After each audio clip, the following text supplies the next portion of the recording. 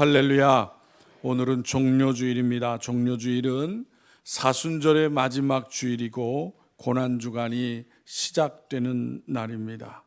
또한 이날은 예수님께서 십자가를 지시기 전 나귀 새끼를 타고 예루살렘 성에 들어가실 때에 많은 무리들이 자신의 옷과 종로나무 가지를 길에 펴고 호산나 다윗의 자손이여 찬송하리로다, 주의 이름으로 오시는 이여 가장 높은 곳에서 호산나라고 외치며 예수님을 환영하는 일을 기념하기 위한 날이기도 합니다. 로마에 가면 고대 로마 시대의 유적들을 많이 볼 수 있다고 합니다.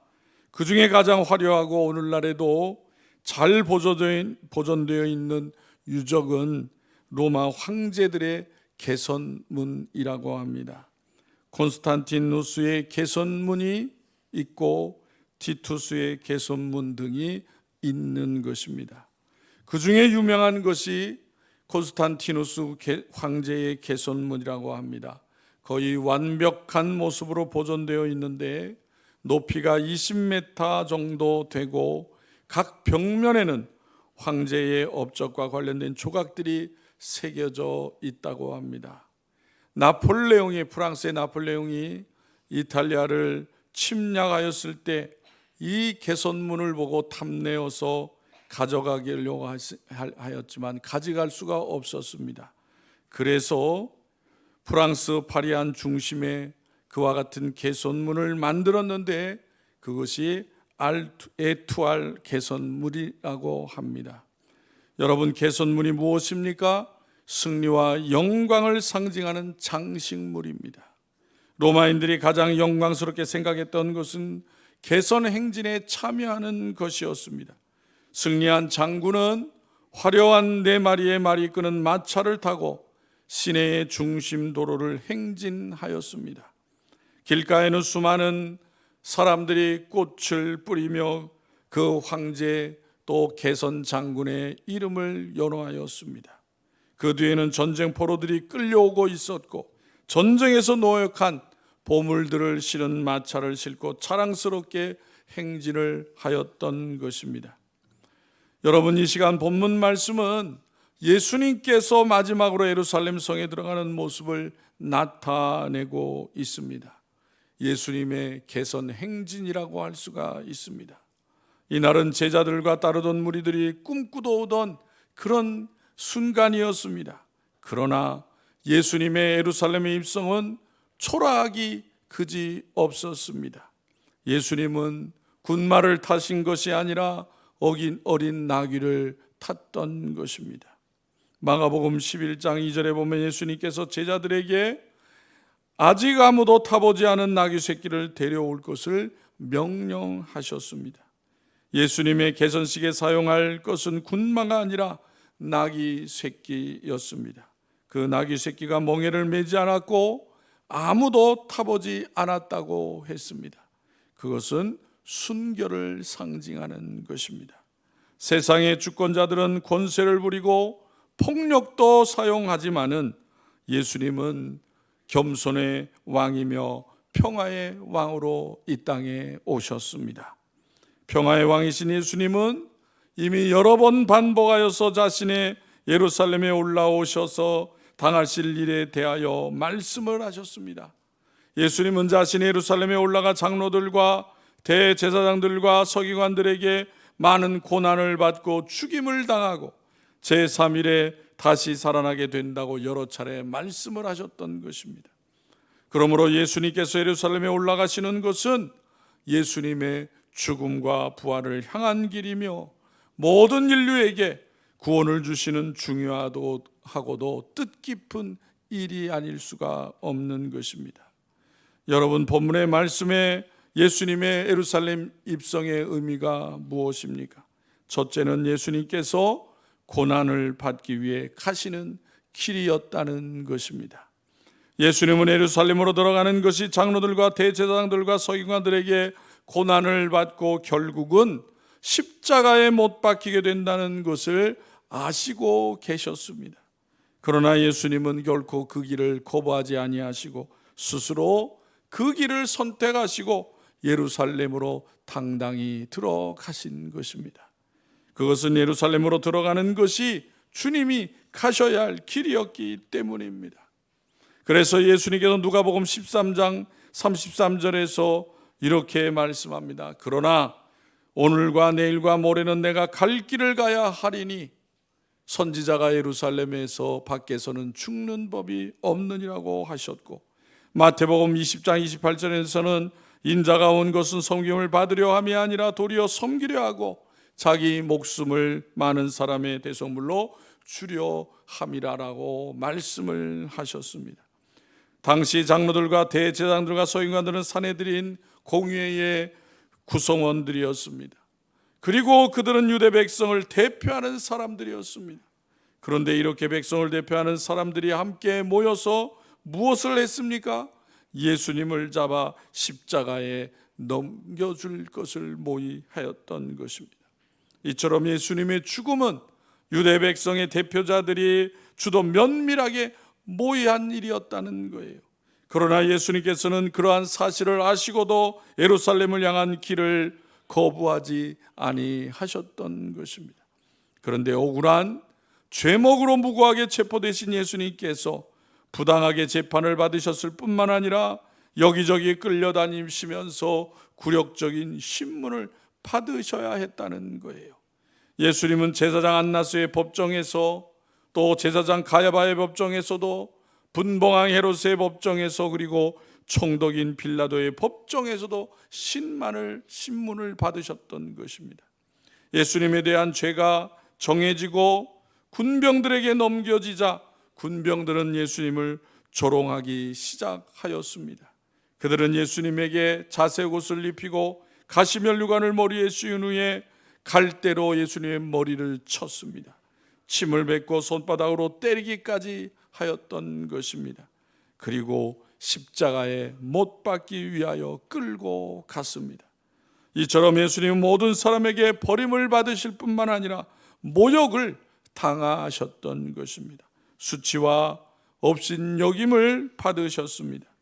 여러분, 이렇게 예수님은 고난을 받기 위해 예루살렘으로 들어가셨던 것입니다. 둘째로 예수님께서 죽으시기 위하여 가시는 길이었다는 거예요. 마태복음 20장 18절에 이렇게 말씀합니다. 보라, 우리가 예루살렘으로 올라가노니 인자가 대제사장들과 서기관들에게 넘겨짐에 그들이 죽이기로 결의하고 이방인들에게 넘겨주어 그를 조롱하며 채찍질하며 십자가에 못 박게 할 것이나 제3일에 살아나리라고 말씀을 하십니다. 예수님은 이처럼 자신의 십자가 죽음에 대하여 미리 알고 계셨을 뿐만 아니라 이미 구약에 예언된 것이었다는 사실입니다. 이사야서 53장 6절에 이렇게 말씀합니다. 우리는 다 양 같아서 그릇 행하여 각기 제 길로 갔거늘 여호와께서는 우리 모두의 죄악을 그에게 담당시키셨도다 라고 하였어요. 이처럼 예수님의 죽음은 하나님께서 우리를 구원하시고자 하는 계획 가운데에 하나님께서 미리 청하신 일이라는 거예요. 여러분, 예수님은 그분의 스스로의 죄 때문에 죽으신 분이 아닙니다. 그분은 하나님의 아들로 죄가 없으신 분이십니다. 그럼에도 불구하고 그분이 우리의 죄를 담당하시고 죽음을 당하기 위하여 가셨다는 거예요. 그러면 여러분, 예수님의 이 십자가의 죽음의 의미가 무엇입니까? 먼저 예수님의 십자가의 죽음은 속죄의 죽음인 것입니다. 속죄란 죄를 덮는 것을 의미합니다. 즉 예수님은 우리의 죄를 그분의 피로 덮기 위하여 죽으셨다는 거예요. 둘째로 대속의 죽음이셨던 것입니다. 대속이란 죄가 없는 사람이 죄인의 벌을 대신하는 것입니다. 여러분, 이 세상에 죄 없는 사람은 아무도 없습니다. 그래서 예수님은 죄가 없으신 하나님의 아들로서 우리의 죄를 대신하여 벌을 받으신 것입니다. 셋째로 예수님의 십자가 죽음은 구속의 죽음이신 것입니다. 구속이란 말은 대가를 지불하고 죄인을 건져내는 것을 의미합니다. 즉 예수님은 죄인인 우리를 건져내기 위해서 자신의 생명을 대가로 지불하셨다는 사실이에요. 마지막 네 번째로 예수님의 십자가의 죽음은 화목제물의 죽음이십니다. 요한 1서 2장 2절에 이렇게 말씀합니다. 그는 우리 죄를 위한 화목제물이니 우리만 위할 뿐 아니요 온 세상의 죄를 위하심이라고 하셨습니다. 따라서 이 같은 예수님의 죽음은 예수님을 대속물로 받아들이는 모든 자에게 구원의 증거가 되는 것입니다. 사도 바울은 디모데전서 4장 9절 10절에서 이렇게 말하고 있습니다. 미쁘다 이 말이요 모든 사람들이 받을 만하도다.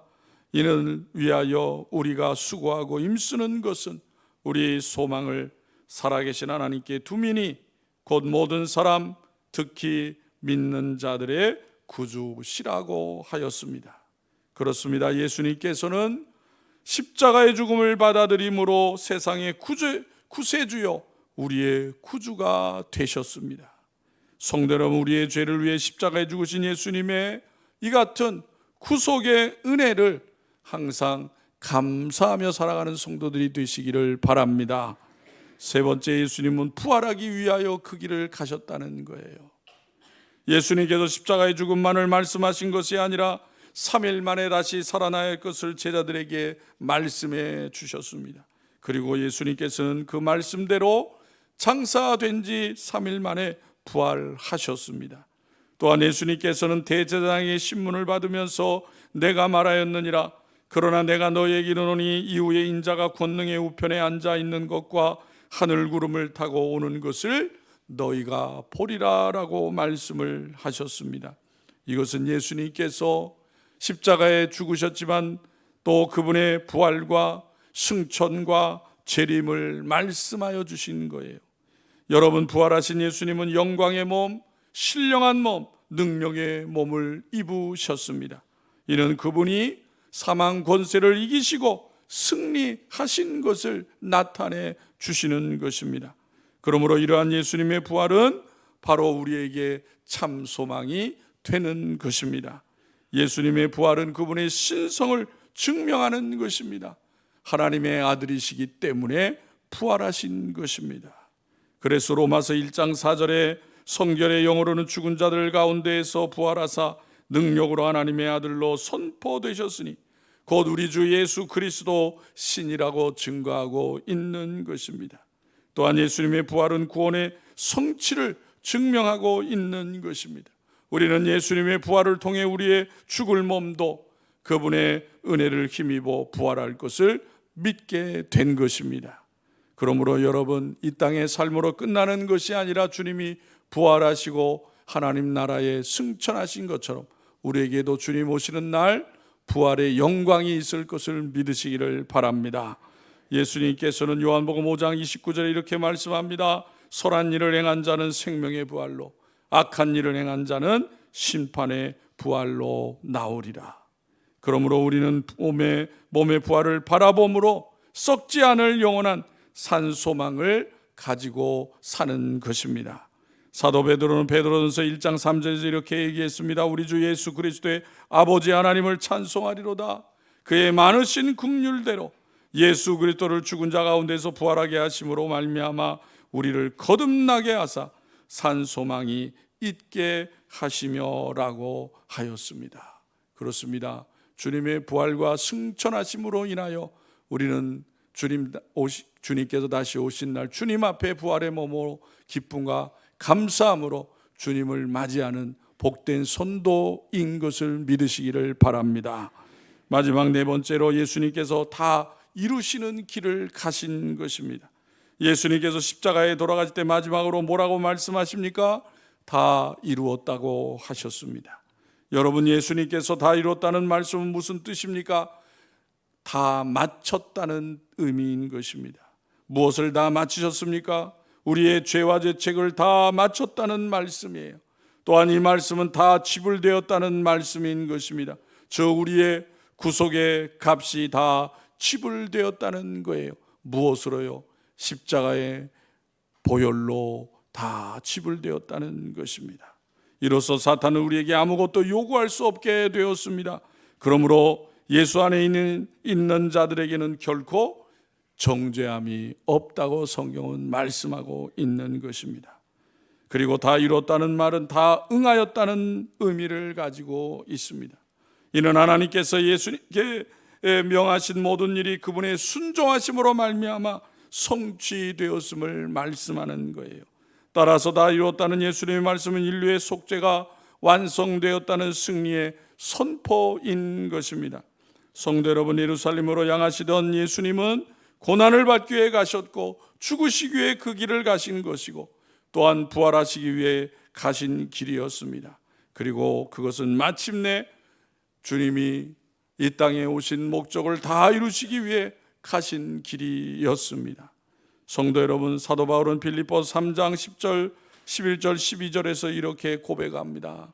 내가 그리스도와 그 부활의 권능과 그 고난에 참여함을 알고자 하여 그의 죽으심을 본받아 어떻게 해서든지 죽은 자 가운데서 부활에 이르려 하노니 내가 이미 얻었다 함도 아니요 온전히 이루었다 함도 아니라 오직 내가 그리스도 예수께 잡힌 바 된 그것을 잡으려고 달려가노라 라고 하였습니다. 이와 같은 사도 바울의 고백이 이 시간 우리 모두의 고백이 되시기를 바랍니다. 주님이 예루살렘에 입성하시는 날 많은 무리들이 호산나 다윗의 자손이요 찬송하리로다라고 외쳤습니다. 호산나는 우리를 구원하여 주옵소서라는 뜻이에요. 그렇습니다. 인간의 죄악으로 말미암아 영원한 형벌 가운데 있을 수밖에 없는 우리를 구원하실 분은 오직 예수 그리스도밖에 없는 것입니다. 그분이 이 땅에 오셨습니다. 그분이 죄 없으시지만 우리의 죄를 담당하기 위해서 십자가의 길을 가셨습니다. 우리는 오늘 종료주일을 맞아요. 또한 고난 주간을 우리가 또 기다리면서 우리에게 주신 하나님의 놀라우신 사랑과 은혜가 얼마나 소중한 것인지, 그 대가가 얼마나 큰 것인지를 우리는 기억을 해야 하는 것입니다. 주님의 가신 길을 우리는 또한 믿음을 통하여 주님과 함께 동행하는 삶이 되어야 하는 것입니다. 이 세상은 권력, 권세로, 전쟁으로 평화가 오는 것이 아니라 하나님이 예수 그리스도를 보내주시고 그분을 온전히 의지하고 그분이 다스리는 나라가 되어질 때에 진정한 평화가 오는 것입니다. 이 땅에 그 같은 주님이 주시는 참 평안과 은혜가 임하기를 주님 오신 날까지 소망하면서 믿음 안에 굳건히 서고 하나님의 자녀된 이 땅의 복된 삶을 이루어가는 우리 모두가 되기를 주님의 이름으로 축원합니다. 기도드리겠습니다. 하나님 아버지, 은혜를 감사합니다. 오늘 종료주일을 맞이해서 다시 한번 이 땅에 오신 하나님의 아들 독생자 예수 그리스도께서 우리를 위하여 십자가의 길을 가신 것을, 고난의 길을 가기 위하여 예루살렘으로 입성하신 것을 되새겨 봅니다. 그 같은 주님의 은혜와 사랑이 아니면 우리는 영원한 형벌 가운데 구원을 얻을 수 없는 연약하고 불쌍한 존재인 것을 다시 한번 기억하고 하나님의 구원의 은총을 받고 하나님의 자녀가 되어서 사는 삶이 얼마나 소중한지를 잊지 않게 하여 주시어서 날마다 하나님께 감사하며 하나님의 영광을 나타내는 삶이 되어지게 하여 주옵소서. 아버지, 이 세상의 혼란 가운데 갈등하고 다툼하는 일들이 수없이 일어나는 가운데 있습니다. 아버지 하나님, 그러한 세상 가운데 우리의 자신을 되돌아보며 우리도 그러한 삶을 살지 않는지 깨닫게 하여 주옵시고 그러한 삶에 회개하게 하여 주시어서 하나님의 자녀된 본분을 삶을 회복하게 하여 주옵시고 하나님 앞에 바르게 온전하게 쓰임받는 주의 백성들 되어지게 하여 주옵소서. 여전히 전쟁으로 고통받는 나라 백성들을 불쌍히 여겨주시고 하나님 은혜를 베풀어 주시옵소서. 이 나라가 하나님 앞에 바로 서게 하여 주시옵시고 하나님의 은혜를 구하는 이 나라가 이 백성이 되어지게 하여 주옵소서. 아버지여, 이 나라에 또 선거가 얼마 남지 않은 가운데 있습니다. 하나님, 나라와 백성들을 위해서 바르게 일할 수 있는 일꾼들이 세워지게 하여 주옵소서. 하나님을 두려워하고 경외하는 일꾼들이 세워지게 하여 주시옵소서. 아버지 하나님, 주님의 핏값으로 사신 교회가 하나님의 진리의 말씀 가운데 굳건히 서게 주시옵시고 세상에 진리의 말씀을 담대히 증거하는 교회와 성도들의 삶이 되어지게 하여 주시옵소서. 아버지 하나님, 질병으로 여러 가지 환난으로 고통 가운데 있는 성도들이 있사오니 은혜를 베풀어 주옵소서. 주님의 권능의 손길로 어루만져 주옵소서. 치료하여 주옵소서. 깨끗게 하여 주옵소서. 건강함을 통하여 하나님 앞에 영광드리는 복된 삶이 되어지게 하여 주시옵소서. 사랑하는 성도들의 가정마다 자녀들이 하나님을 잘 경외하게 하여 주옵소서. 주님을 아버지 하나님 온전히 바르게 믿는 믿음 생활을 이루어가게 해주시고 꿈과 소망을 이루어가는 삶이 되어지게 하여 주시옵소서. 사랑하는 성도들이 매일매일 삶 가운데 하나님이 함께 하시는 것을 잊지 않게 하여 주시어서 주님의 삶을 닮아가며 주님을 나타내는 아버지의 빛과 소금된 삶을 살게 하여 주시옵소서. 우리를 사랑하시고 우리의 생명 되시는 예수님의 이름으로 기도하옵나이다. 아멘.